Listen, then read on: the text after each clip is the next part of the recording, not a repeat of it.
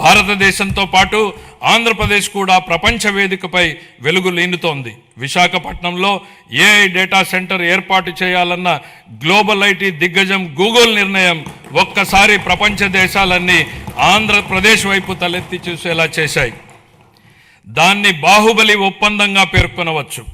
ప్రపంచ పెట్టుబడులకు గమ్యస్థానం ఆంధ్రప్రదేశ్ అని ఆ ఒప్పందం రుజువు చేసింది.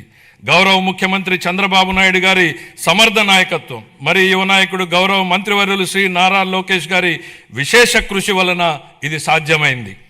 ఇంతేకాదు, రాష్ట్రంలో పెట్టుబడులు వస్తున్నాయి, ప్రభుత్వంపై నమ్మకం పెరిగింది అంటే అది గౌరవ ముఖ్యమంత్రి గారి దార్శనికత పాలన మరియు గౌరవ ఉప ముఖ్యమంత్రి శ్రీ పవన్ కళ్యాణ్ గారి విశ్వసనీయ భాగస్వామ్యం వల్లనే సాధ్యమైంది. ఈ మార్పుకి సారథులు మన రాష్ట్ర ప్రజలేనని మేము బలంగా నమ్ముతున్నాం. 2024 జూన్లో రాష్ట్ర ప్రజలు ఎన్డీఏకి